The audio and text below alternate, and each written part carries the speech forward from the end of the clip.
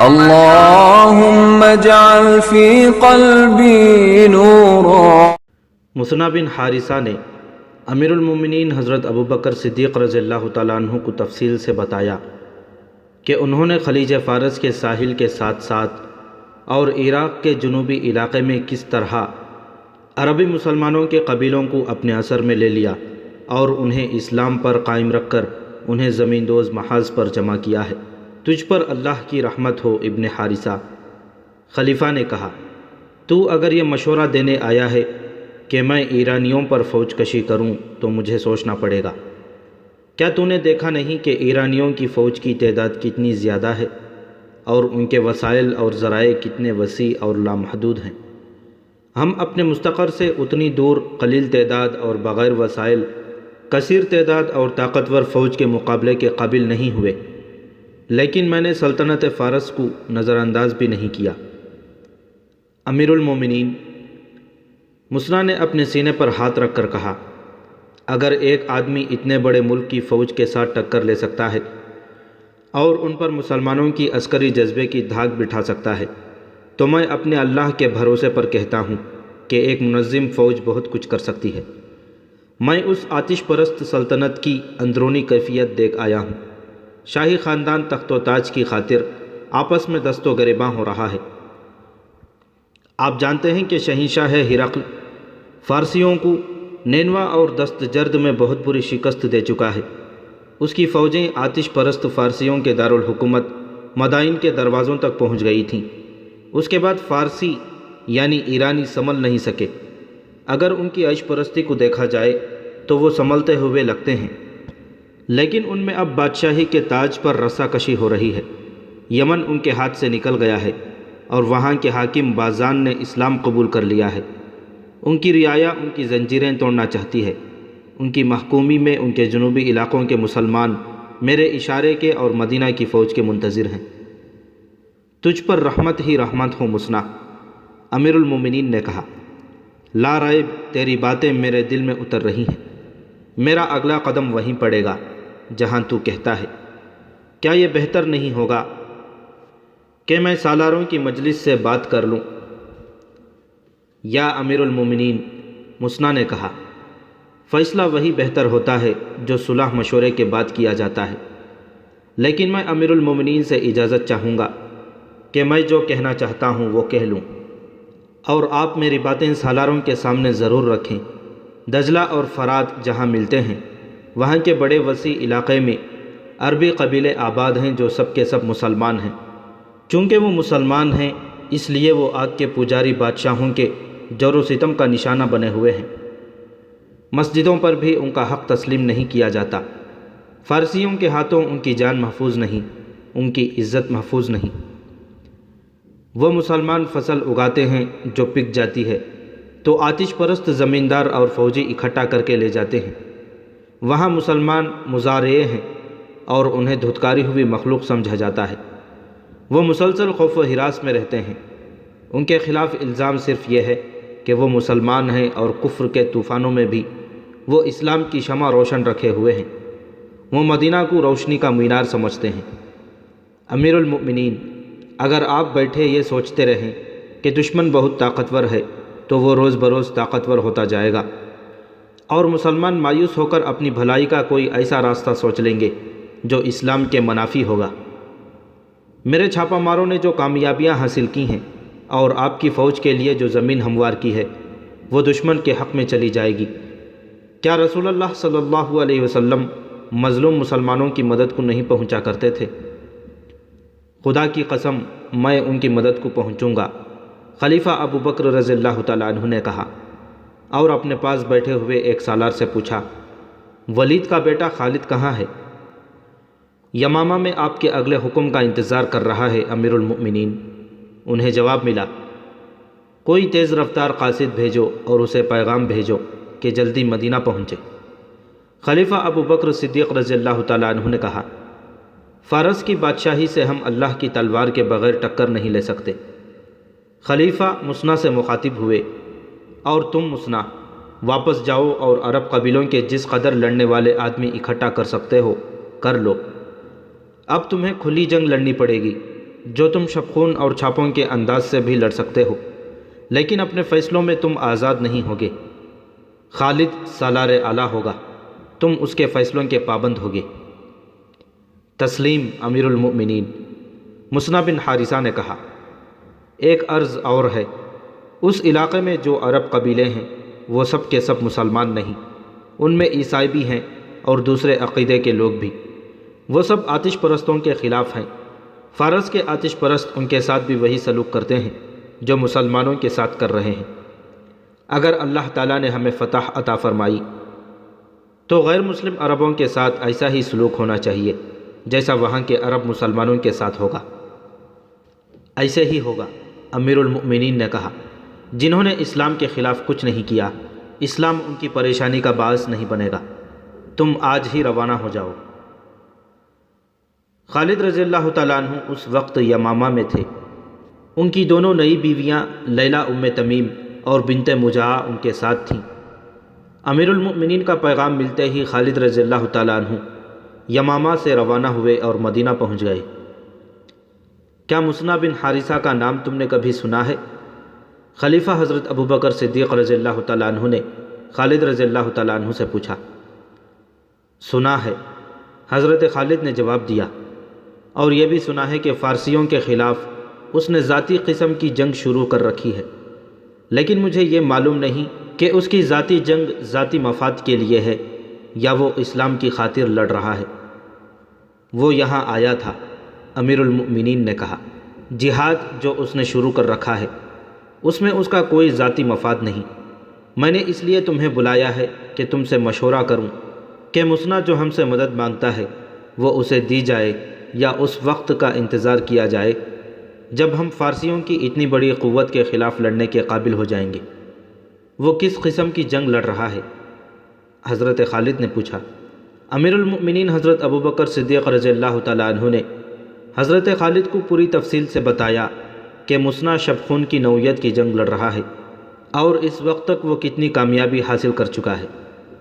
اس کی سب سے بڑی کامیابی تو یہ ہے خالد، خلیفہ نے کہا، کہ اس نے زرتشتوں کے محکوم مسلمانوں کو متحد رکھا ہوا ہے اور ان میں ایسا جذبہ پیدا کیا ہے کہ انہوں نے زرتشتوں کے ظلم و ستم میں اپنے سینوں میں اسلام کو زندہ رکھا ہوا ہے۔ ابلا اور عراق کے دوسرے علاقوں میں جہاں مسلمان آباد ہیں وہ فارسیوں کے غیر انسانی تشدد کا نشانہ بنے ہوئے ہیں۔ ان حالات میں اپنے عقیدوں کو سینے سے لگائے رکھنا بے معنی سا بن جاتا ہے۔ وہ مسلمان صرف اتنا کہہ دیں کہ اسلام اور مدینہ کے ساتھ ان کا کوئی تعلق نہیں تو ان کے سارے مصائب ختم ہو جائیں گے۔ یہ مصنع اور اس کے چند ایک ساتھیوں کا کمال ہے کہ انہوں نے ان حالات میں بھی وہاں کے مسلمانوں کو اسلام سے منحرف نہیں ہونے دیا۔ اس کے علاوہ انہیں اپنے عقیدے کا اتنا پکا بنا رکھا ہے کہ وہ زرتشتوں کے خلاف زمین دوز کارروائیوں میں مصروف رہتے ہیں۔ امیر المؤمنین خالد رضی اللہ تعالیٰ عنہ نے کہا، مصنع نے کچھ کیا ہے یا نہیں کیا، مسلمان کی حیثیت سے ہم پر یہ فرض عائد ہوتا ہے کہ جو مسلمان غیر مسلموں کے جور و ستم کا نشانہ بنے ہوئے ہوں ان کی مدد کو پہنچیں۔ کیا تم یہ مشورہ دیتے ہو کہ ہمیں ایرانیوں سے ٹکر لے لینی چاہیے؟ خلیفہ نے پوچھا۔ ہاں امیر المؤمنین، حضرت خالد نے کہا، ٹکر کیوں نہ لی جائے؟ یہاں تو صورتحال کچھ اور ہے۔ جیسا کہ آپ نے بتایا ہے کہ مصنع نے وہاں کچھ کامیابیاں حاصل کر لی ہیں اور اس نے ہمارے حملے کے لیے راہ ہموار کر دی ہے۔ شبخون اور چھاپے مارنے والے اتنا ہی کر سکتے ہیں جتنا مصنع نے کیا ہے۔ وہ کسی علاقے پر قبضہ نہیں کر سکتے۔ قبضہ کرنا منظم لشکر کا کام ہے۔ یہ کام ہمیں ہر قیمت میں کرنا چاہیے۔ اگر ہم نے مصنع کی کامیابیوں کو آگے نہ بڑھایا تو اس کے دو نقصان ہوں گے، ایک یہ کہ کامیابیاں ضائع ہو جائیں گی اور دوسرا یہ کہ زرتشت مصنع اور تمام مسلمانوں سے بہت برا انتقام لیں گے۔ اس کے علاوہ فارسی دلیر ہو جائیں گے۔ جیسا کہ مصنع نے آپ کو بتایا ہے کہ اس نے ایرانیوں کو اس قدر نقصان پہنچایا ہے کہ ان کے حوصلے مجروح ہو گئے ہیں۔ اگر انہیں دم لینے کا موقع دے دیا گیا تو وہ اپنے محکوم مسلمانوں کو قتل کریں گے اور اس خطرے کو ختم کر کے وہ اس سرحدی علاقے کو پہلے سے زیادہ مضبوط کر لیں گے۔ اپنے علاقوں کو محفوظ کرنے کے لیے وہ اپنی سرحد کے باہر کے علاقوں پر بھی قابض ہو سکتے ہیں۔ اس خطرے سے محفوظ رہنے کی یہی ایک صورت ہے کہ ہم مصنع کی مدد کو پہنچیں اور پیشتر اس کے کہ زرتشت ہماری طرف بڑھیں، ہم انہیں ان کے اپنے علاقے میں بھی پیچھے ہٹنے پر مجبور کر دیں گے۔ خلیفہ حضرت ابوبکر صدیق رضی اللہ تعالیٰ عنہ نے خالد رضی اللہ تعالیٰ عنہ کو یہ ہدایت دے کر رخصت کر دیا کہ وہ اپنے لشکر کو ساتھ لے کر عراق کی طرف پیش قدمی کر دیں۔ خلیفہ ابوبکر صدیق رضی اللہ تعالیٰ عنہ نے کہا، تمہارے لشکر میں زیادہ تعداد ان لوگوں کی ہے جو بڑے لمبے عرصے سے گھروں سے دور لڑ رہے ہیں، انہیں فارسیوں جیسے طاقتور دشمن کے خلاف لڑانا مجھے اچھا نہیں لگتا۔ فارسیوں کے خلاف وہی لوگ جم کر لڑ سکیں گے جنہیں احساس ہوگا کہ وہ اللہ کی راہ میں لڑ رہے ہیں۔ میں کسی کو مجبور نہیں کروں گا، بہتر صورت یہ ہوگی کہ تم رضاکاروں کی ایک فوج بناؤ، اس میں ایسے آدمیوں کو رکھو جو مرتدین کے خلاف لڑ چکے ہیں، تمہارے ساتھ کچھ ایسے آدمی بھی ہوں گے جو مرتدین کے ساتھ تھے۔ شکست کھا کر انہوں نے اپنی خیریت اس میں سمجھی کہ وہ اسلامی لشکر میں شامل ہو جائیں۔ ایسے کسی آدمی کو اپنے لشکر میں نہ رکھنا، ہم بڑے طاقتور دشمن کو للکارنے جا رہے ہیں، اس لیے میں کوئی خطرہ مول نہیں لینا چاہتا۔ امیر المؤمنین خالد رضی اللہ تعالیٰ عنہ نے پوچھا، کیا آپ مجھے یہ اجازت دے رہے ہیں کہ ان لوگوں کو اپنے لشکر سے نکال دوں؟ نکال دینا اور بات ہے ولید کے بیٹے۔ خلیفہ ابوبکر صدیق رضی اللہ تعالیٰ عنہ نے کہا، تم اپنے لشکر سے یہ کہنا کہ جو آدمی اپنے گھر کو جانا چاہتا ہے اسے جانے کی اجازت ہے، پھر دیکھنا تمہارے ساتھ کون رہتا ہے۔ اگر تمہارا لشکر بہت کم رہ گیا تو خلافت اس کمی کو کسی نہ کسی طرح پورا کرے گی۔ جاؤ ولید کے بیٹے، اللہ تمہارے ساتھ ہے۔ خلیفہ ابوبکر صدیق رضی اللہ تعالیٰ عنہ عزم اور ایمان کے پکے تھے۔ انہوں نے عراق پر حملے کا جو فیصلہ کیا اس پر وہ ہر حال میں اور ہر قیمت پر پورا عمل کرنا چاہتے تھے۔ خالد رضی اللہ تعالیٰ عنہ تو چاہتے ہی یہی تھے کہ انہیں لڑنے کا موقع ملتا رہے۔ انہوں نے خلیفہ کے ارادے کو اور زیادہ پختہ کر دیا۔ عراق کے اس علاقے میں جہاں دجلہ اور فرات ملتے ہیں مسلمانوں کی بستیاں تھیں۔ یہ مسلمان مظلومیت اور مجبوری کی زندگی گزار رہے تھے۔ اب وہاں کی صورتحال یہ ہو گئی کہ وہ پہلے کی طرح مظلوم اور مقہور رہے، جیسے وہ چلتی پھرتی لاشیں ہوں، لیکن ان کے گھروں میں ایسی سرگرمی شروع ہو گئی کہ وہ چھپ چھپ کر برچھیاں اور تیر و کمان بنانے لگے۔ انہیں مصنع بن حارثہ کی طرف سے جو حکم ملتا تھا وہ سرگوشیوں میں گھر گھر پہنچ جاتا تھا۔ مصنع کے چھاپہ ماروں نے عراق کی سرحد سے دور ایک دشوار گزار علاقے میں اپنا اڈا بنا رکھا تھا۔ برچھیاں اور تیر و کمان جو گھروں میں چوری چھپے تیار ہوتے تھے وہ رات کی تاریکی میں اس اڈے تک پہنچ جاتے تھے۔ بستیوں سے جوان آدمی غائب ہونے لگے۔ ایرانیوں کی سرحدی چوکیوں پر اور ان کے فوجی قافلوں پر مسلمانوں کے شبخون پہلے سے زیادہ ہو گئے۔ یہ مسلمان درپردہ ایک فوج کی صورت میں منظم ہو رہے تھے اور اس فوج کی نفری بڑھتی جا رہی تھی۔ یمامہ میں خالد رضی اللہ تعالیٰ عنہ کی فوج میں صورتحال اس کے الٹ ہو گئی۔ خالد رضی اللہ تعالیٰ عنہ نے جب اپنی فوج میں جا کر یہ اعلان کیا کہ جو کوئی اپنے گھر کو واپس جانا چاہتا ہے وہ جا سکتا ہے، تو اس کے 10,000 نفری کے لشکر میں صرف 2,000 آدمی رہ گئے۔ 8,000 آدمی مدینہ کو روانہ ہو گئے۔ خالد رضی اللہ تعالیٰ عنہ نے خلیفہ کے نام پیغام لکھا جس میں انہوں نے لکھا کہ ان کے پاس صرف 2,000 نفری رہ گئی ہے۔ حضرت خالد نے زور دے کر لکھا کہ انہیں فوری طور پر کمک کی ضرورت ہے۔ امیر المؤمنین حضرت ابوبکر صدیق رضی اللہ تعالیٰ عنہ اپنی مجلس میں بیٹھے تھے۔ حضرت خالد کے قاصد نے انہیں خالد کا تحریری پیغام دیا۔ خلیفہ نے یہ خط بلند آواز سے پڑھنا شروع کر دیا۔ اس سے ان کا مقصد یہ تھا کہ مجلس میں ان کے جو مشیر اور دیگر افراد بیٹھے ہیں وہ سن لیں تاکہ کوئی مشورہ دے سکیں۔ امیر المؤمنین، ایک مشیر نے کہا، خالد کے لیے کمک بہت جلد چلی جانی چاہیے۔ 2,000 نفری سے زرتشتوں کے خلاف لڑائی کی سوچی بھی نہیں جا سکتی۔ قعقاع بن عمرو کو بلاؤ، امیر المؤمنین نے حکم دیا۔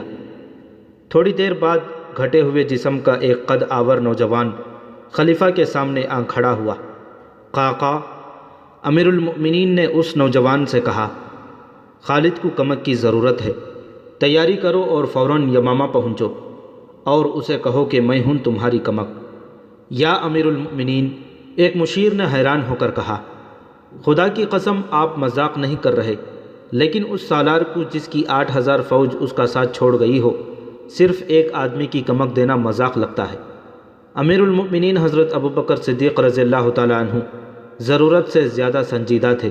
انہوں نے قعقاع بن عمرو کو سر سے پاؤں تک دیکھا اور سکون کی آہ لے کر بولے، مجاہدین کے جس لشکر میں قعقاع جیسا جوان ہوگا وہ لشکر شکست نہیں کھائے گا۔ قعقاع اسی وقت گھوڑے پر سوار ہوا اور مدینہ سے نکل گیا۔ مشہور مورخ طبری، ابن اسحاق، واقدی اور سیف بن عمر نے یہ واقعہ بیان کرتے ہوئے لکھا ہے کہ اس سے پہلے بھی ایک ایسا واقعہ ہو چکا تھا۔ ایک سالار ایاز بن غنم نے محاذ سے مدینہ میں قاصد بھیجا تھا کہ کمک کی ضرورت ہے۔ خلیفہ ابوبکر رضی اللہ تعالیٰ عنہ نے صرف ایک آدمی عبد بن عوف اکمیری کو کمک کے طور پر بھیجا تھا۔ اس وقت بھی اہل مجلس نے حیرت کا اظہار کیا اور امیر المؤمنین نے یہی جواب دیا تھا جو قعقاع کو خالد رضی اللہ تعالیٰ عنہ کے پاس بھیجنے پر دیا۔ حقیقت یہ تھی کہ خلیفہ حضرت ابوبکر صدیق رضی اللہ تعالیٰ عنہ حضرت خالد کو مایوس نہیں کرنا چاہتے تھے، لیکن مدینہ میں کمک نہیں تھی۔ صرف یہی ایک محاذ نہیں تھا، اس وقت تمام کے تمام مشہور سالار مختلف محاذوں پر لڑ رہے تھے اور یہ ساری جنگ ارتداد کے خلاف لڑی جا رہی تھی۔ اسلام کے دشمن دیکھ چکے تھے کہ مسلمانوں کو میدان جنگ میں شکست دینا بڑا مہنگا سودا ہے، چنانچہ اسلام کو کمزور کر کے ختم کرنے کا انہوں نے یہ طریقہ اختیار کیا کہ کئی افراد نے نبوت کا دعویٰ کر دیا اور اپنے اپنے طریقوں سے پیروکار بنا لیے۔ متعدد ایسے قبیلے جو اسلام قبول کر چکے تھے اسلام سے منحرف ہو گئے اور انحراف کا یہ سلسلہ تیز ہوتا جا رہا تھا۔ ارتداد کے فتنے کے پیچھے یہودیوں کا ہاتھ تھا۔ خلیفہ ابوبکر رضی اللہ تعالیٰ عنہ کی خلافت اسی فتنے کے خلاف برسر پیکار رہی۔ اس فتنے کو وعظوں اور تبلیغی لیکچروں سے نہیں دبایا جا سکتا تھا، اس کے لیے مسلح جہاد کی ضرورت تھی۔ یہ جنگی پیمانے کی مہم تھی جسے سر کرنے کے لیے مدینہ فوج سے خالی ہو گیا تھا۔ کمزور محاذوں کو کمک دینے کے لیے دوسرے محاذوں سے فوج بھیجی جاتی تھی۔ امیر المؤمنین نے خالد رضی اللہ تعالیٰ عنہ کو صرف ایک آدمی دینے پر اکتفا نہ کی، انہوں نے دو طاقتور قبیلوں مضر اور ربیعہ کے سرداروں کو پیغام بھیجے کہ حضرت خالد کو زیادہ سے زیادہ آدمی دیں۔ صرف ایک آدمی قعقاع بن عمرو جب خالد رضی اللہ تعالیٰ عنہ کے پاس پہنچا تو حضرت خالد نے اپنے خیمے میں غصے سے ٹہلتے ہوئے کہا، صرف ایک آدمی؟ کیا میں نے امیر المؤمنین کو بتایا نہیں کہ میرے پاس صرف 2000 لڑنے والے رہ گئے ہیں اور خلافت مجھ سے توقع رکھتی ہے کہ میں فارس کی اس فوج سے ٹکر لوں جو زرہ میں ڈوبی ہوئی ہے؟ میرے سالار قعقاع نے کہا، میں 8000 کی کمی پوری نہیں کر سکتا، خدا کی قسم کوئی کمی رہنے بھی نہیں دوں گا۔ وقت آنے دیں، جس رسول صلی اللہ علیہ وسلم کا کلمہ پڑھتا ہوں ان کی روح مقدس کے آگے تمہیں شرمسار نہیں ہونے دوں گا۔ آفرین عرب کے بیٹے۔ حسین و جمیل لیلا تمیم نے قعقاع کے کندھے پر بڑی زور سے تھپکی دے کر کہا، جس دین کے تم پرستار ہو اسے تم جیسے نوجوان قیامت تک زندہ رکھیں گے۔ خدا کی قسم، حضرت خالد کی دوسری بیوی بنت مجاع نے پرجوش لہجے میں کہا، یہ نوجوان 8000 کی کمی پوری کر سکتا ہے، میں یمامہ میں بیٹھا نہیں رہوں گا۔ حضرت خالد نے ایسے لہجے میں کہا جیسے اپنے آپ سے بات کر رہے ہوں، مسنا میرا انتظار کر رہا ہوگا، میں اسے اکیلا نہیں چھوڑوں گا۔ لیکن خالد رضی اللہ تعالیٰ عنہ خاموش ہو گئے۔ انہوں نے اوپر دیکھا اور سرگوشی میں کہا، خدائے عزوجل، میں نے تیرے نام کی قسم کھائی ہے، اپنے نام کی خاطر میری مدد کر، مجھے ہمت اور استقلال عطا فرما کہ میں اس آگ میں کود کر اسے ٹھنڈا کر دوں جس کی زرتشت عبادت کرتے ہیں۔ میں گواہی دیتا ہوں کہ تیرے سوا عبادت کے لائق کوئی نہیں اور محمد صلی اللہ علیہ وسلم تیرے رسول ہیں۔ کیا تو ہمت ہار رہا ہے ولید کے بیٹے؟ لیلا نے کہا، کیا تو نے نہیں کہا تھا کہ اللہ کی راہ میں لڑنے والوں کی مدد اللہ کرتا ہے؟ میں ہمت نہیں ہاروں گا، حضرت خالد نے کہا، لیکن میں شکست کا عادی نہیں، اللہ مدد کرے گا۔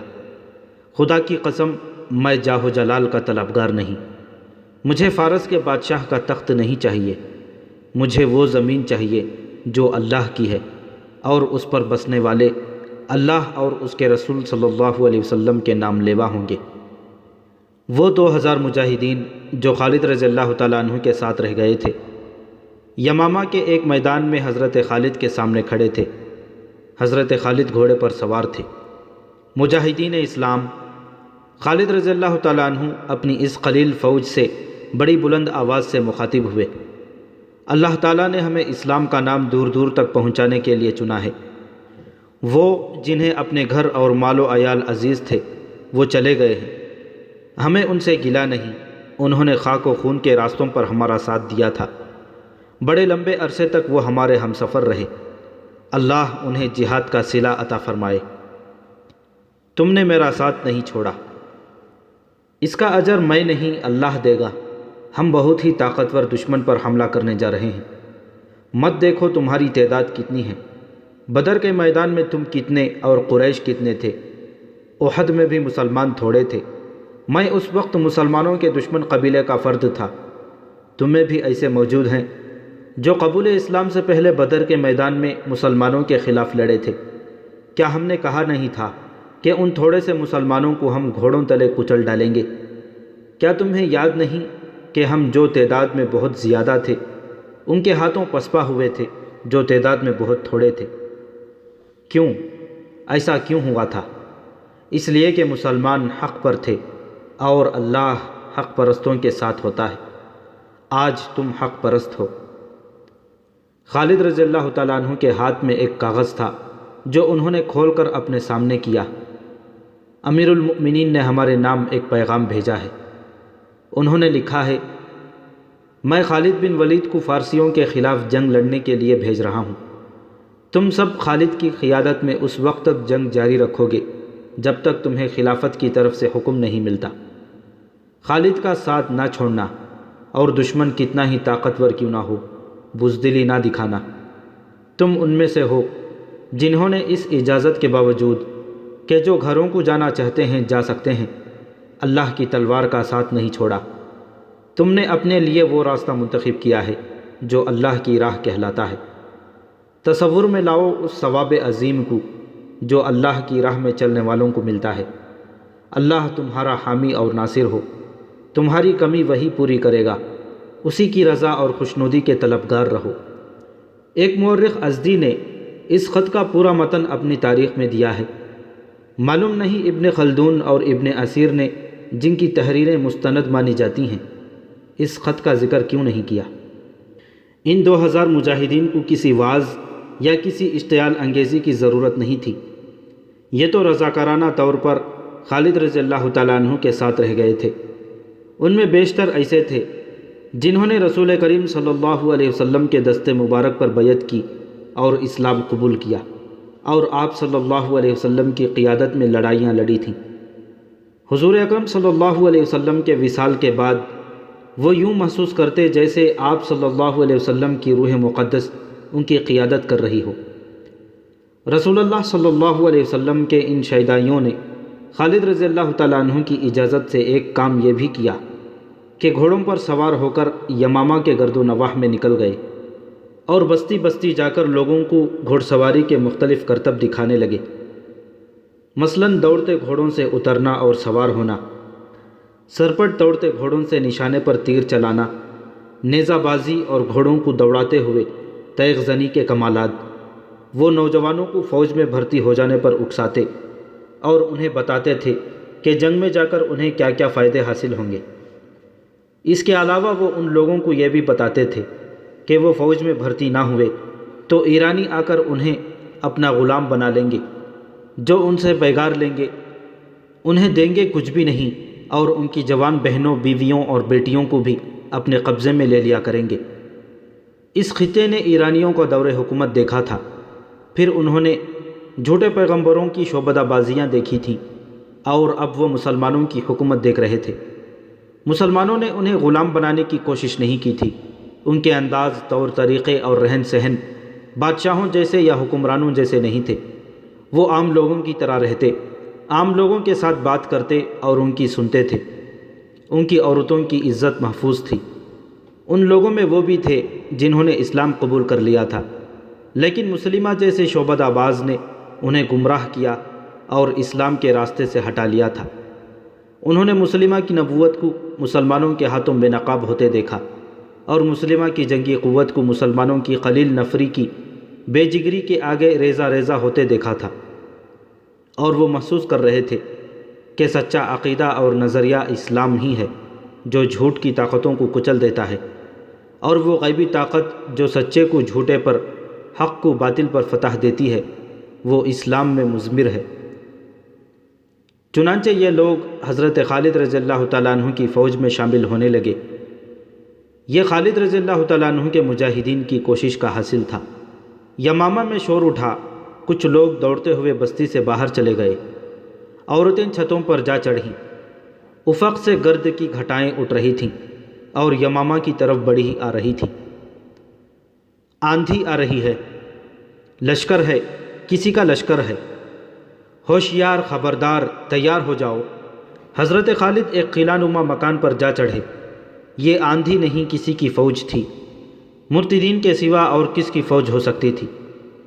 حضرت خالد کو افسوس ہونے لگا کہ کس برے وقت انہوں نے اپنی فوج سے کہا تھا کہ جو گھروں کو جانا چاہتے ہیں چلے جائیں۔ گرد کے جو بادل اٹھتے آ رہے ہیں، یہ بہت بڑے لشکر کی گرد تھی۔ حضرت خالد کے پاس صرف 2000 نفری تھی، یا وہ نفری تھی جو ابھی ابھی فوج میں شامل ہوئی تھی۔ اس پر ابھی بھروسہ نہیں کیا جا سکتا تھا، لیکن اور ہو بھی کیا سکتا تھا؟ یمامہ کی آبادی تھی، اس میں لڑنے والے آدمی موجود تھے، لیکن یہ خطرہ بھی تھا کہ یہ لوگ دشمن سے مل جائیں گے، اور یہ خطرہ بھی تھا کہ یہ پیٹھ پر وار کریں گے۔ مجاہدین اسلام خالد رضی اللہ تعالیٰ عنہ نے قلعہ نما مکان کی چھت سے للکار کر کہا، بہت بڑے امتحان کا وقت آ گیا ہے، اللہ کے سوا تمہارا مددگار کوئی نہیں۔ خالد رضی اللہ تعالیٰ عنہ چپ ہو گئے، کیونکہ انہیں دفوں اور ڈھولوں کی دھمک سنائی دینے لگی تھی۔ حملہ آور دف بجاتے نہیں آیا کرتے، دھمک بلند ہوتی جا رہی تھی۔ حضرت خالد نے ادھر دیکھا، گرد بہت قریب آ گئی تھی، اور اس میں چھپے ہوئے اونٹ اور گھوڑے نظر آنے لگے تھے۔ گرد کے دبیز پردے میں آنے والا لشکر نعرے لگانے لگا، اسلام کے پاسبانوں! خالد رضی اللہ تعالیٰ عنہ نے اوپر سے چلا کر کہا، اللہ کی مدد آ رہی ہے، آگے بڑھو، استقبال کرو، دیکھو یہ کون ہے۔ خالد رضی اللہ تعالیٰ عنہ دوڑتے نیچے اترے، اپنے گھوڑے پر کود کر سوار ہوئے اور گھوڑے کو ایڑ لگا کر بستی سے نکل گئے۔ آنے والا لشکر بستی سے کچھ دور رک گیا اور 2 گھوڑ سوار آگے بڑھے۔ خالد رضی اللہ تعالیٰ عنہ ان تک پہنچے اور گھوڑے سے اترے۔ وہ دونوں سوار بھی اتر آئے۔ وہ مضر اور ربیعہ قبیلوں کے سردار تھے۔ مدینہ سے اطلاع آئی تھی کہ تمہیں مدد کی ضرورت ہے۔ ایک سردار نے کہا، میں 4000 آدمی ساتھ لایا ہوں، ان میں بیشتر سوار ہیں، گھڑ سوار بھی ہیں اور پیادے بھی، اور 4000 کی تعداد میرے قبیلے کی ہے۔ دوسرے سردار نے کہا۔ خالد رضی اللہ تعالیٰ عنہ نے فرت مسرت سے دونوں کو اپنے بازوؤں میں لے لیا اور خوشی سے کانپتی ہوئی آواز میں بولے، اللہ کی قسم، اللہ نے مجھے کبھی مایوس نہیں کیا۔ خالد رضی اللہ تعالیٰ عنہ کے پاس اب 10,000 نفری کا لشکر جمع ہو گیا تھا۔ انہوں نے مضر اور ربیعہ کے سرداروں کو اچھی طرح سمجھا دیا کہ انہیں کہاں جانا ہے اور دشمن کتنا طاقتور ہے۔ ہم تمہاری مدد کو آئے ہیں ولید کے بیٹے، ایک سردار نے کہا۔ ہماری منزل وہی ہے جو تمہاری ہے۔ مدینہ سے ہمیں اطلاع ملی ہے کہ امیر لشکر تم ہو۔ دوسرے سردار نے کہا، جہاں کہو گے چلیں گے، دشمن جیسا بھی ہوگا لڑیں گے۔ خالد رضی اللہ تعالیٰ عنہ نے ایرانی سلطنت کے ایک حاکم ہرمز کے نام پیغام لکھوایا۔ اس وقت عراق ایران کی شہنشاہی کا ایک صوبہ تھا۔ اس کا حاکم یا امیر ہرمز تھا، جس کی حیثیت آج کل کے گورنر جیسی تھی۔ اس کا ذکر پیچھے آ چکا ہے۔ وہ بڑا ہی بدتنیت، جھوٹا اور فریب کار تھا۔ کمینگی میں اس کا نام ضرب المثل کے طور پر استعمال ہوتا تھا۔ حضرت خالد نے اس کے نام خط میں لکھوایا، تم اسلام قبول کر لو گے تو تمہارے لیے امن ہوگا، اگر نہیں تو اپنا علاقہ سلطنت اسلامیہ میں شامل کر دو۔ اس کے حاکم تم ہی رہو گے اور مدینہ کی خلافت کو جزیہ ادا کرتے رہو گے۔ اس کے عوض تمہاری اور تمہارے لوگوں کی سلامتی اور دفاع کے ذمہ دار ہم ہوں گے۔ اگر یہ بھی منظور نہیں تو اپنی سلامتی کے ذمہ دار تم خود ہوگے۔ اللہ ہی جانتا ہے کہ تمہارا انجام کیا ہوگا۔ فتح و شکست اللہ کے اختیار میں ہے، لیکن میں تمہیں خبردار کرنا اپنا فرض سمجھتا ہوں کہ ہم وہ قوم ہیں جو موت کی اتنی ہی عاشق ہے جتنی تمہیں زندگی عزیز ہے۔ میں نے اللہ کا پیغام تم تک پہنچا دیا ہے۔ حضرت خالد نے یہ خط ایک ایلچی کو دے کر کہا کہ وہ 2 محافظ اپنے ساتھ لے جائے اور جس قدر تیز جا سکتا ہے یہ پیغام ہرمز تک پہنچائے اور جواب لائے۔ تمہاری واپسی تک میں یمامہ میں نہیں ہوں گا۔ خالد رضی اللہ تعالیٰ عنہ نے ایلچی سے کہا، مجھے عراق کی سرحد پر کہیں ڈھونڈ لینا، ابلا کو یاد رکھنا، وہاں سے تمہیں پتہ چل جائے گا کہ میں کہاں ہوں۔ ایلچی کی روانگی کے فوراً بعد خالد رضی اللہ تعالیٰ عنہ نے 10,000 کے لشکر کو کوچ کا حکم دے دیا۔ خالد رضی اللہ تعالیٰ عنہ کو معلوم نہیں تھا کہ اللہ کی ابھی اور مدد اس کی منتظر ہے۔ امیر المؤمنین حضرت ابوبکر صدیق رضی اللہ تعالیٰ عنہ نے شمال مشرقی عرب کے علاقوں میں آباد 3 قبیلوں کے سرداروں مزعور بالعدی، حرملہ اور سلمہ کو پیغام بھیجے تھے کہ اپنے اپنے قبیلے کے زیادہ سے زیادہ ایسے آدمی مسنہ بن حارثہ کے پاس لے جائیں جنہیں جنگ کا تجربہ ہو اور جو پیٹھ دکھانے والے نہ ہوں۔ انہیں یہ بھی لکھا گیا تھا کہ خالد رضی اللہ تعالیٰ عنہ اپنی فوج لے کر آ رہا ہے اور ان کا اور اپنے لشکر کا سالار اعلیٰ ہوگا۔ ابلا اور دیگر ایسے علاقوں میں جہاں عربی مسلمان ایرانیوں کے محکوم تھے صورتحال کچھ اور ہی ہو چکی تھی۔ پہلے مسنہ بن حارثہ نے ان بستیوں کے چند ایک جوشیلے جوانوں کو ایرانیوں کے فوجی چوکیوں اور فوجی قافلوں پر شبخون مارنے کے لیے اپنے ساتھ رکھا ہوا تھا، لیکن اب اس محکوم آبادی میں سے ایک فوج تیار کرنی تھی۔ کچھ فوج تو اس نے اپنے قبیلے بکر بن وائل سے تیار کر لی تھی، جو مدینہ کے ایک سالار علا بن حضرمی کی دوش بدوش عراق کی سرحد کے علاقوں میں مرتدین کے خلاف لڑی بھی تھی۔ مسنہ نے ایرانیوں کے محکوم مسلمانوں کو اطلاع بھیج دی تھی کہ جس قدر جوان آدمی وہاں سے نکل کر باہر آ سکیں آ جائیں۔ مسلمانوں کا وہاں سے نکلنا خطرے سے خالی نہیں تھا، کیونکہ زرتشتوں کی فوج مسلمانوں کی بستیوں پر کڑی نظر رکھتی تھی۔ انہیں معلوم تھا کہ ان پر شبخون مارنے والے یہی مسلمان ہیں۔ اب ایران کی فوج کو نئے احکام ملے تھے۔ یہ احکام جاری کرنے والا عراقی صوبے کا حاکم ہرمز تھا۔ چند ہی دن پہلے کا واقعہ تھا کہ خالد رضی اللہ تعالیٰ عنہ کا ایلچی ہرمز کے دربار میں پہنچا۔ یہ شہنشاہوں کا دربار تھا۔ ہرمز کو جب اطلاع دی گئی کہ مدینہ کے سالار خالد کا ایلچی آیا ہے تو ہرمز نے چہرے پر نفرت اور رعونت کے آثار پیدا کر لیے تھے۔ میں کسی مسلمان کی صورت دیکھنا نہیں چاہتا، اس نے کہا تھا، لیکن میں دیکھنا چاہتا ہوں کہ وہ کیوں آیا ہے۔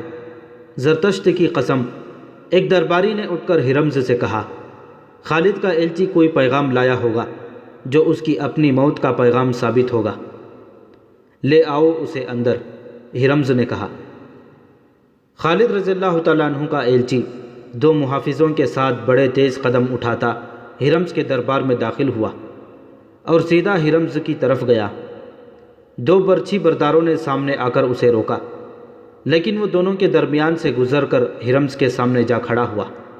السلام علیکم، ایلچی نے کہا۔ ہرمز آتش پرست کو خالد بن ولید سالار مدینہ کا سلام پہنچے، جن کا ایک پیغام لایا ہوں۔ ہم اس سالار کا سلام قبول نہیں کریں گے جس کے ایلچی میں اتنی بھی تمیز نہیں کہ ہمارے جاہ و جلال کو پہچان سکے۔ ہرمز نے حقارت سے کہا، کیا مدینہ میں جنگلی اور گوار آباد ہیں؟ کیا تمہیں بتایا نہیں گیا کہ تم ایک شاہی دربار میں جا رہے ہو؟ تمہیں دربار کے آداب بھی نہیں سکھائے گئے؟ مسلمان صرف اللہ کے دربار کے آداب سے آگاہ ہوتا ہے۔ ایلچی نے جرأت سے سر کچھ اور اونچا کر کے کہا، اس انسان کو اسلام کوئی حیثیت نہیں دیتا جو اللہ کے بندوں پر اپنے دربار کا رعب گانٹتا ہے۔ میں تمہارا درباری نہیں، اس سالار کا ایلچی ہوں جسے اللہ کے رسول صلی اللہ علیہ وسلم نے اللہ کی تلوار کہا ہے۔ ہرمز کے سامنے ہر تلوار کند ہو جائے گی۔ ہرمز نے فرعونوں کے سے لہجے میں کہا اور ہاتھ بڑھا کر تحکمانہ لہجے میں بولا، لاؤ تمہارے اللہ کی تلوار نے کیا پیغام بھیجا ہے۔ ایلچی نے پیغام اس کے ہاتھ میں دے دیا، جو وہ اس طرح پڑھنے لگا جیسے ازراہ مذاق اس نے ایک کاغذ ہاتھ میں لے لیا ہو۔ پیغام پڑھ کر اس نے اسے مٹھی میں اس طرح چڑمڑ کر دیا جیسے یہ کسی ردی کا ٹکڑا ہو جسے وہ پھینک دے گا۔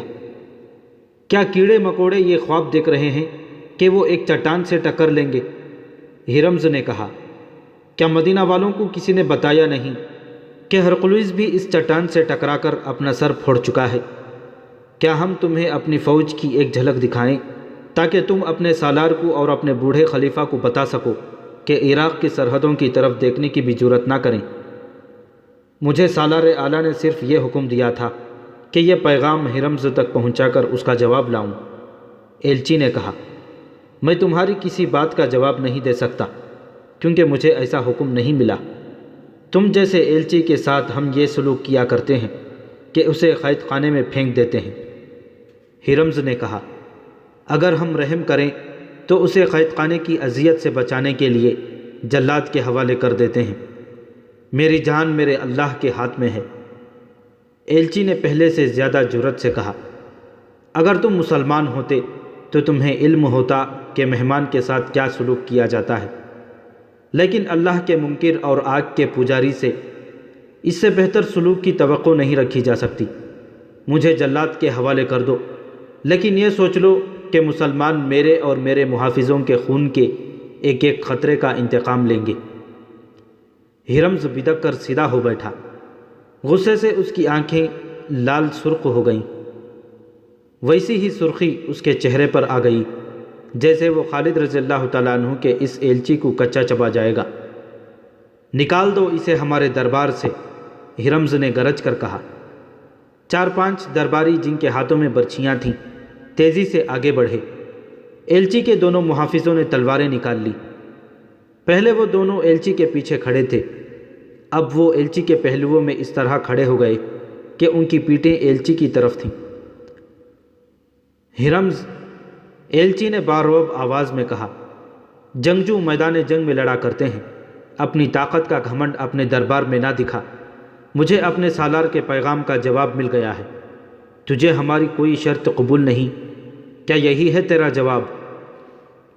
نکل جاؤ اس دربار سے، ہرمز نے غصے سے کانپتی ہوئی بلند آواز میں کہا۔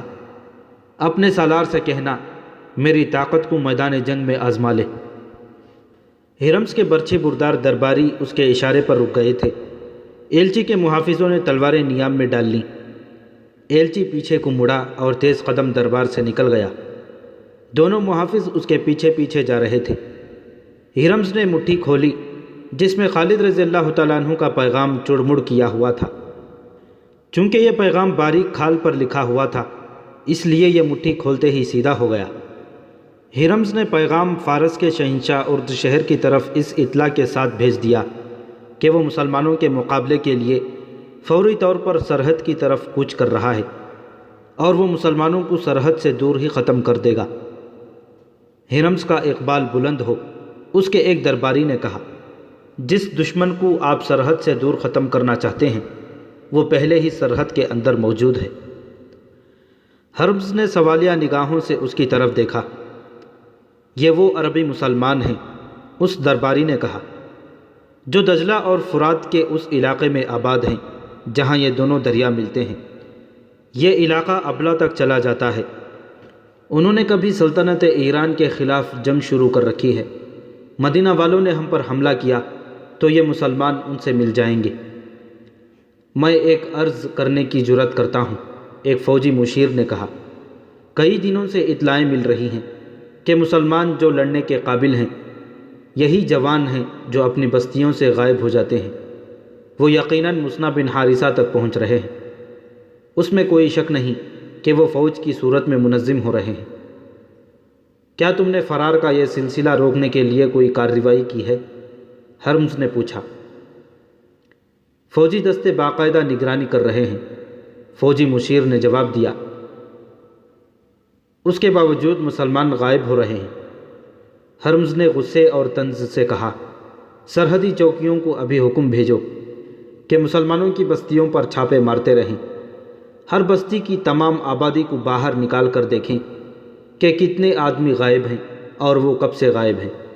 جس گھر کا آدمی غائب ہو اس گھر کو آگ لگا دو۔ کوئی مسلمان سرحد کی طرف جاتا نظر آئے تو اسے پکڑ کر قتل کر دو یا دور سے اس پر تیر چلا دو۔ اس علاقے میں مسلمانوں کی ایک بستی تھی جو سرحد کے بالکل قریب تھی۔ ایرانی فوج کی تھوڑی سی نفری نے اس بستی میں جا کر اعلان کیا کہ بچے سے بوڑھے تک باہر نکل آئیں۔ سپاہیوں نے گھروں میں گھس گھس کر لوگوں کو باہر نکالنا شروع کر دیا۔ عورتوں کو الگ اور مردوں کو الگ کھڑا کر لیا گیا۔ سپاہیوں کا انداز بڑا ہی ظالمانہ تھا۔ وہ گالیوں کی زبان میں بات کرتے اور ہر کسی کو دھکے دے دے کر ادھر سے ادھر کرتے تھے۔ انہوں نے اعلان کیا کہ ان آدمیوں کے نام بتائے جائیں اور ان کے گھر دکھائے جائیں جو بستی میں نہیں ہیں۔ تمام آبادی خاموش رہی۔ جواب دو، ایرانی کمانڈر نے غصے سے چلاتے ہوئے کہا۔ اسے کوئی جواب نہ ملا۔ کمانڈر نے آگے بڑھ کر ایک بوڑھے آدمی کو گریبان سے پکڑ کر اپنی طرف گھسیٹا اور اس سے پوچھا کہ اس ہجوم میں کون کون نہیں ہے۔ مجھے معلوم نہیں، بوڑھے نے جواب دیا۔ کمانڈر نے نیام سے تلوار نکال کر بوڑھے کے پیٹ میں گھونپ دی اور تلوار زور سے باہر کو کھینچی۔ بوڑھا دونوں ہاتھ پیٹ پر رکھ کر گر پڑا۔ کمانڈر ایک بار پھر لوگوں کی طرف متوجہ ہوا۔ اچانک ایک طرف سے 8-10 گھوڑے سرپٹ دوڑتے آئے۔ ان کے سواروں کے ہاتھوں میں برچیاں تھیں۔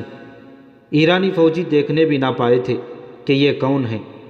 ان میں سے کئی ایک کے جسموں میں برچیاں اتر چکی تھیں اور گھوڑے جس طرح آئے تھے اسی طرح سرپٹ دوڑتے بستی سے نکل گئے۔ ایرانی فوجیوں کی تعداد 40-50 تھی۔ ان میں بھگدڑ مچ گئی۔ ان میں سے 8-10 زمین پر پڑے تڑپ رہے تھے۔ گھوڑوں کے قدموں کی دھمک سنائی دے رہی تھی جو دور ہٹتی گئی اور اب پھر قریب آنے لگی تھی۔ اب فوجیوں نے بھی برچیاں اور تلواریں تان لیں اور اس طرف دیکھنے لگے جدھر سے گھوڑوں کی آوازیں آ رہی تھیں۔ پیچھے سے بستی کی آبادی ان پر ٹوٹ پڑی۔ ان سپاہیوں میں سے وہی زندہ رہے جو کسی طرف بھاگ نکلے تھے۔ جب سوار بستی میں پہنچے تو انہیں گھوڑے روکنے پڑے کیونکہ ان کے راستے میں بستی کے لوگ حائل تھے جو ایرانی فوجیوں کا کشت و خون کر رہے تھے۔ اس سے پہلے مسلمانوں نے یوں کھلے بندوں ایرانی فوج پر حملہ کرنے کی جرات کبھی نہیں کی تھی۔ ایک ایرانی سپاہی پر ہاتھ اٹھانے کی سزا یہ تھی کہ ہاتھ اٹھانے والے کے پورے خاندان کو ختم کر دیا جاتا تھا۔ اب یہاں کے مسلمان اس لیے دلیر ہو گئے تھے کہ انہیں اطلاع مل چکی تھی کہ مدینہ کی فوج آ گئی ہے۔ جن سواروں نے ایرانی فوجیوں پر حملہ کیا تھا وہ کچھ اس بستی کے رہنے والے جوان تھے، کچھ دوسری بستیوں کے تھے۔ یہ محض اتفاق تھا کہ وہ مصنع بن حارثہ کی طرف جاتے ہوئے اس بستی کے قریب سے گزر رہے تھے۔ انہوں نے اس بستی کی آبادی کو باہر کھڑے دیکھا اور ایرانی فوجیوں کو بھی دیکھا۔ وہ چھپ کر آگے نکل سکتے تھے لیکن ایرانی کمانڈر نے بوڑھے کے پیٹ میں تلوار گھونپی تو سب نے آپس میں صلح مشورہ کیے بغیر گھوڑوں کے رخ اس طرف کر لیے۔ ایرانی فوجیوں نے تو انہیں جاتے ہوئے دیکھا ہی نہیں۔ یہ اللہ کی مدد تھی جو اس مظلوم بستی کو بروقت مل گئی۔ یہ بستی تو خوش قسمت تھی کہ اسے مدد مل گئی اور ایرانیوں کی بھیانک سزا سے بچ گئی۔ مسلمانوں کی دوسری بستیوں پر تو جیسے قیامت ٹوٹ پڑی ہو۔ ہر بستی کے ہر گھر کی تلاشی ہو رہی تھی۔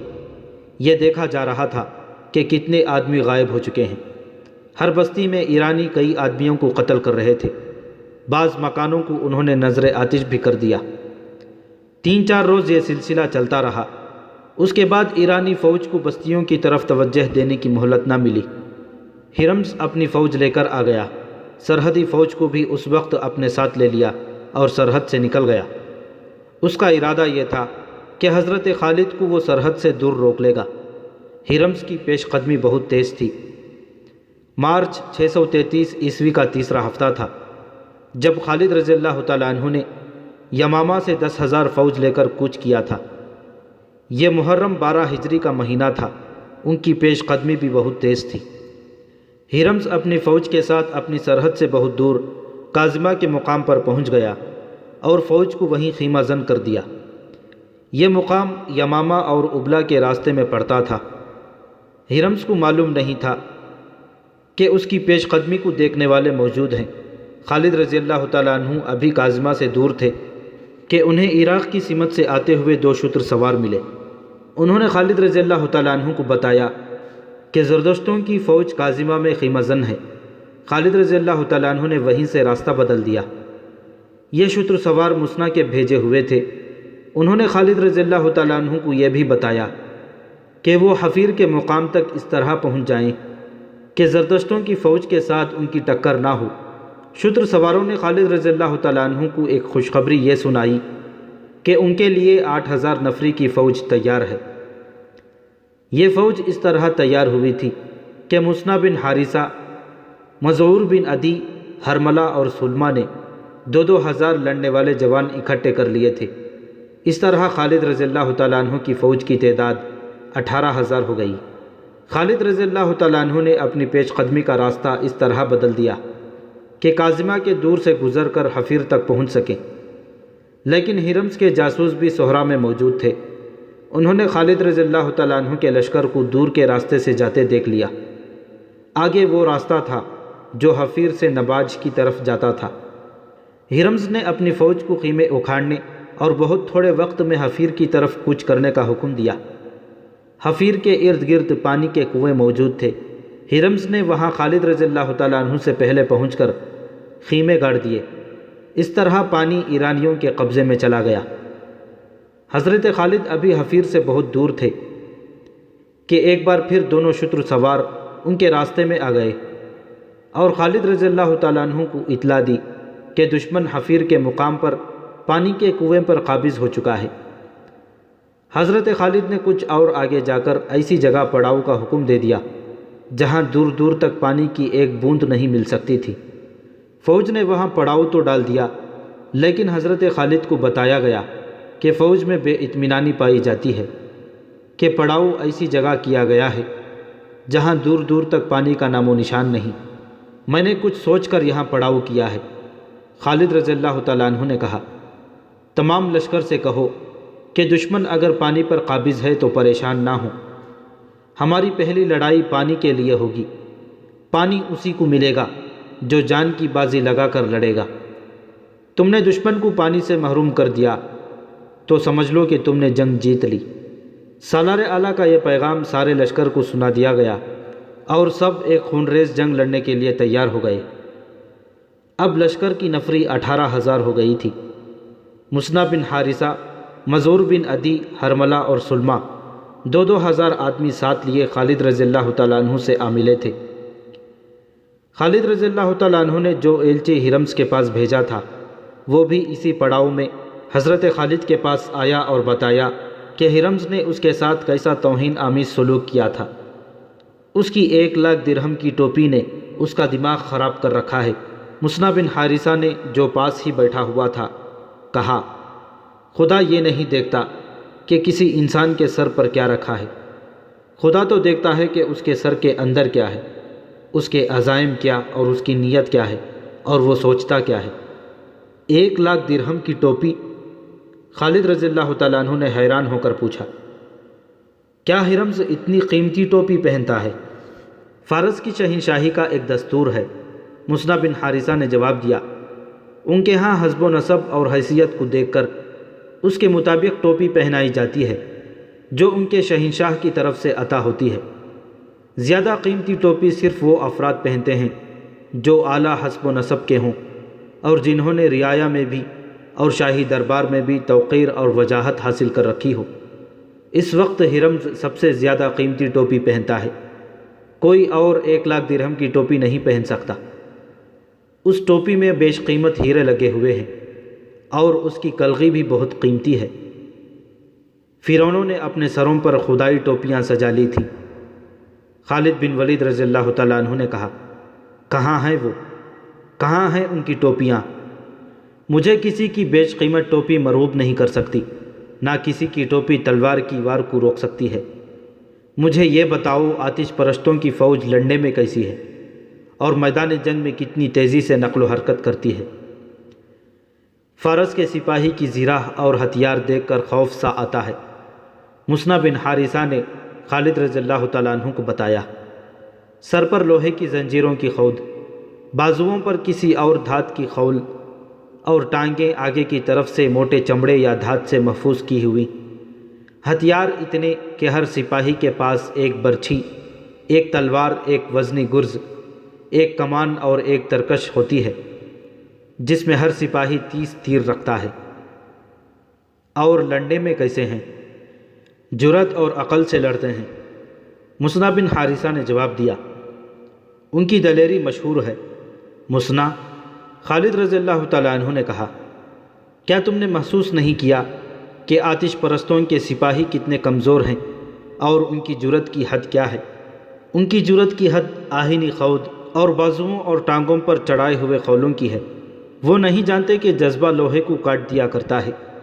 لوہے کی تلوار اور برچھی کی انی جذبے کو نہیں کاٹ سکتی۔ زرہ اور دھات یا چمڑے کے خول حفاظت کے جھوٹے ذریعے ہیں۔ ایک خول کٹ گیا تو سپاہی اپنے آپ کو غیر محفوظ سمجھنے لگتا ہے، پھر اس میں اتنی جرأت نہیں رہ جاتی کہ وہ اپنے آپ کو بچانے کی اور بھاگنے کی کوشش کرتا ہے۔ اللہ کے سپاہی کی زرہ اس کا عقیدہ اور ایمان ہے۔ میں تمہیں فارسیوں کی ایک اور کمزوری دکھاؤں؟ خالد رضی اللہ تعالیٰ عنہ نے قاصد سے کہا، سالاروں اور کمانڈروں کو فوراً بلاؤ، فوری طور پر کاظمہ کی طرف کوچ کرو۔ خالد رضی اللہ تعالیٰ عنہ نے حکم دیا اور کوچ بہت تیز ہو۔ ہرمز حفیرہ کے علاقے میں پڑاؤ کیے ہوئے تھا۔ وہ کاظمہ سے اپنی فوج کو یہاں لایا تھا کہ حضرت خالد کا لشکر حفیرہ کی طرف آ گیا تھا۔ اب یہ لشکر پھر کاظمہ کی طرف جا رہا تھا۔ دونوں فوجوں کے چند ایک گھوڑ سوار ایک دوسرے کی خیمہ گاہ کو دیکھتے رہتے تھے۔ ہرمز کو اطلاع ملی کہ مسلمانوں کا لشکر کاظمہ کی طرف کوچ کر گیا ہے، تو ہرمز نے اپنی فوج کو کاظمہ کی طرف کوچ کا حکم دے دیا۔ ہرمز کو ابلا کا بہت فکر تھا۔ یہ ایرانیوں کی بادشاہی کا بہت اہم شہر تھا۔ یہ تجارتی مرکز تھا۔ ہندوستان کو تاجروں کے قافلے یہیں سے جایا کرتے تھے، اور ہندوستان خصوصاً ہند کا مال اسی مقام پر آیا کرتا تھا۔ یہ ایرانیوں کا فوجی مرکز بھی تھا۔ اس علاقے میں رہنے والے مسلمانوں کو دبائے رکھنے کے لیے ابلا میں فوج رکھی گئی تھی۔ ہرمز کی کوشش یہ تھی کہ خالد رضی اللہ تعالیٰ عنہ کا لشکر ابلا تک نہ پہنچ سکے۔ ہرمز کو ابلا پہلے سے زیادہ خطرے میں نظر آنے لگا، کیونکہ مسلمان ابلا کے جنوب میں کاظمہ کی طرف جا رہے تھے۔ مسلمانوں کے لیے کوچ اتنا مشکل نہ تھا جتنا ایرانیوں کے لیے دشوار تھا۔ مسلمانوں کے پاس اونٹ اور گھوڑے خاصے زیادہ تھے، سپاہی ہلکے پھلکے تھے، وہ آسانی سے تیز چل سکتے تھے۔ ان کے مقابلے میں ایرانی سپاہی زرہ اور ہتھیاروں سے لدے ہوئے تھے، اس لیے وہ تیز نہیں چل سکتے تھے۔ 1-2 دن ہی پہلے وہ کاظمہ سے حفیرہ آئے تھے۔ اس کوچ کی تھکن ابھی باقی تھی کہ انہیں ایک بار پھر کوچ کرنا پڑا، اور وہ بھی بہت تیز، تاکہ مسلمانوں سے پہلے کاظمہ کے علاقے میں پہنچ جائیں۔ اس کوچ نے راستے میں ہی انہیں تھکا دیا۔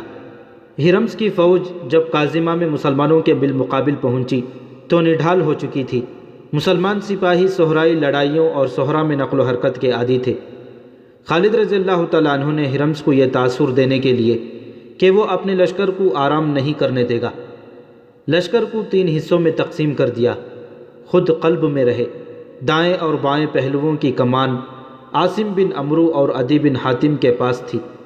عاصم بن عمرو قعقاع بن عمرو کے بھائی تھے، اور عدی بن حاتم قبیلہ طے کے سردار تھے، جو دراز قد مضبوط جسم والے بڑے بہادر جنگجو تھے۔ خالد رضی اللہ تعالیٰ عنہ کو اپنی فوج کو لڑائی کی ترتیب میں کرتے دیکھ کر ہرمز نے بھی اپنی فوج کو 3 حصوں میں تقسیم کر دیا۔ قلب میں وہ خود رہا اور دونوں پہلوؤں کی کمان شاہی خاندان کے 2 افراد قباز اور انوش جان کو دی۔ ہرمز دیکھ رہا تھا کہ اس کی فوج پسینے سے نہا رہی ہے اور سپاہیوں کی سانسیں پھولی ہوئی ہیں۔ انہیں آرام کی ضرورت تھی، لیکن مسلمان جنگی ترتیب میں آ چکے تھے۔ ہرمز نے اپنی فوج کی ترتیب ایسی رکھی کہ کاظمہ شہر اس کی فوج کے پیچھے آ گیا۔ ان کے سامنے ریگستانی میدان تھا اور ایک طرف بے آب و گیاہ ٹیلا نما پہاڑیوں کا سلسلہ تھا۔ خالد رضی اللہ تعالیٰ عنہ نے اپنی فوج کو اس طرح آگے بڑھایا کہ یہ پہاڑی سلسلہ ان کی پشت کی طرف ہو گیا۔ اپریل 633 عیسوی کے پہلے ہفتے کا ایک دن تھا جب مسلمان پہلی بار آتش پرست ایرانیوں کے بالمقابل تھے۔ اگر خالد بن ولید مارا جائے تو یہ معرکہ بغیر لڑے ختم ہو سکتا ہے۔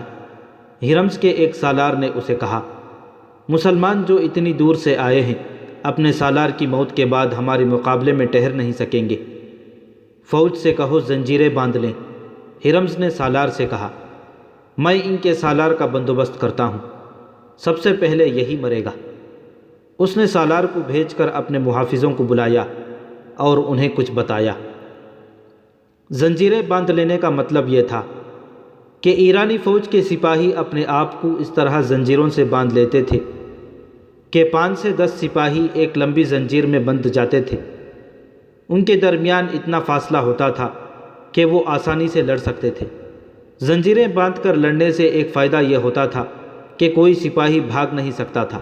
دوسرا فائدہ یہ کہ ان کے دشمن کے گھوڑ سوار جب ان پر حملہ بولتے تو سپاہی زنجیریں سیدھی کر دیتے۔ زنجیریں گھوڑوں کی ٹانگوں کے آگے آ جاتی اور گھوڑے گر پڑتے تھے، لیکن زنجیروں کا بہت بڑا نقصان یہ تھا کہ ایک زنجیر میں بندھے ہوئے سپاہیوں میں سے 1-2 زخمی یا ہلاک ہو جاتے تو باقی بے بس ہو جاتے اور دشمن کا آسان شکار بنتے تھے۔ اس جنگ کو جو ہرمز اور خالد رضی اللہ تعالیٰ عنہ کے درمیان لڑی گئی جنگ سلاسل یعنی زنجیروں کی جنگ کہتے ہیں۔ مسلمانوں نے جب دیکھا کہ ایرانی اپنے آپ کو زنجیروں سے باندھ رہے ہیں تو وہ حیران ہونے لگے۔ کسی نے بلند آواز سے کہا، وہ دیکھو فارسی اپنے آپ کو ہمارے لیے باندھ رہے ہیں، فتح ہماری ہے۔ خالد رضی اللہ تعالیٰ عنہ نے بلند آواز سے کہا، اللہ نے ان کے دماغوں پر مہر لگا دی ہے۔ حضرت خالد نے جو کچھ سوچ کر کاظمہ سے حفیر اور حفیر سے کاظمہ کو کوچ کیا تھا وہ فائدہ انہیں نظر آ گیا تھا۔ ہرمز کی فوج جو زرہ اور ہتھیاروں سے لدی ہوئی تھی لڑائی شروع ہونے سے پہلے ہی تھک گئی تھی۔ حضرت خالد نے ایرانیوں کو آرام کی مہلت نہیں دی تھی۔ اب ایرانیوں نے اپنے آپ کو زنجیروں میں باندھ لیا تھا۔ خالد رضی اللہ تعالیٰ عنہ نے سوچ لیا کہ وہ کیا چال چلیں گے اور ایرانیوں کو کس طرح لڑائیں گے۔ ہرمز نے اپنے گھوڑے کو ایڑ لگائی اور دونوں فوجوں کے درمیان ایسی جگہ آ کر رک گیا جہاں زمین کٹی پھٹی اور کہیں کہیں ٹیلے تھے۔ اس کے محافظ اس سے کچھ دور آ کر رک گئے۔ کہاں ہے خالد؟ ہرمز نے للکار کر کہا، آ میرے مقابلے میں، پہلے میرا اور تیرا مقابلہ ہو جائے۔ یہ اس زمانے کا دستور تھا کہ جنگ شروع ہونے سے پہلے دونوں فوجوں کے سالار ذاتی مقابلوں کے لیے ایک دوسرے کو للکارتے تھے۔ دونوں فوجوں کے آدمی انفرادی طور پر آگے جا کر تلواروں سے بھی لڑتے تھے اور کشتی بھی کرتے تھے۔ نتیجہ دونوں میں سے ایک کی موت ہوتا تھا۔ جنگ سلاسل میں ہرمز نے خود آ کر خالد رضی اللہ تعالیٰ عنہ کو انفرادی مقابلے کے لیے للکارا۔ ہرمز مانا ہوا جنگجو اور بہادر آدمی تھا۔ تیغ زنی کی مہارت کے علاوہ اس کے جسم میں بہت طاقت تھی۔ خالد رضی اللہ تعالیٰ عنہ کی عمر 48 سال ہو چکی تھی۔ وہ جنگی چالوں کے ماہر تھے۔ ان کے جسم میں اچھی خاصی طاقت تھی، لیکن ہرمز زیادہ طاقتور تھا۔ اس کی للکار پر خالد رضی اللہ تعالیٰ عنہ نے گھوڑے کو ایڑ لگائی اور ہرمز کے سامنے جا رکے۔ ہرمز گھوڑے سے اترا اور خالد رضی اللہ تعالیٰ عنہ کو گھوڑے سے اترنے کا اشارہ کیا۔ دونوں نے تلواریں نکال لی۔ دونوں نے ایک دوسرے پر بڑھ بڑھ کر وار کیے۔ پینترے بدلے، گھوم گھوم کر ایک دوسرے پر آئے، مگر تلواریں آپس میں ہی ٹکراتی رہیں۔ پھر خالد رضی اللہ تعالیٰ عنہ کے ہاتھوں اور پینتروں میں پھرتی آ گئی۔ دونوں فوجیں شور و غل بپا کر رہی تھیں۔ ہرمز محسوس کرنے لگا کہ وہ حضرت خالد کی تلوار سے بچ نہیں سکے گا۔ وہ تیزی سے پیچھے ہٹ گیا اور اس نے تلوار پھینک دی۔ تلواریں فیصلہ نہیں کر سکیں گی، ہرمز نے کہا۔ آ خالد، ہتھیار کے بغیر آ اور کشتی لڑ۔ خالد رضی اللہ تعالیٰ عنہ تلوار پھینک کر کشتی کے لیے آگے بڑھے اور دونوں گتھم گتھا ہو گئے۔ کشتی میں ہرمز کا پلہ بھاری نظر آتا تھا، مگر مورخ لکھتے ہیں کہ ہرمز کی چال کچھ اور تھی۔ اس نے اپنے محافظوں کو پہلے ہی بتا رکھا تھا کہ وہ جب خالد رضی اللہ تعالیٰ عنہ کو اتنی مضبوطی سے پکڑ لے کہ حضرت خالد ہلنے کے قابل نہ رہیں تو محافظ دونوں کو اس طرح گھیرے میں لے لیں کہ ان کی نیت اور ارادے پر شک نہ ہو، یعنی وہ تماشائی بنے رہیں، اور ان میں سے ایک محافظ خنجر نکال کر حضرت خالد کا پیٹ چاک کر دے۔ جنگجو اس طرح دھوکہ نہیں دیا کرتے تھے، لیکن ہرمز کمینگی کی وجہ سے مشہور تھا۔ ہرمز کے محافظ آگے بڑھ آئے اور اپنی فوج کے نعرے لگاتے نرغے کی ترتیب میں ہوتے گئے۔ وہ گھوڑوں پر سوار نہیں تھے، وہ گھیرا تنگ کرتے گئے حتیٰ کہ دونوں کے قریب چلے گئے۔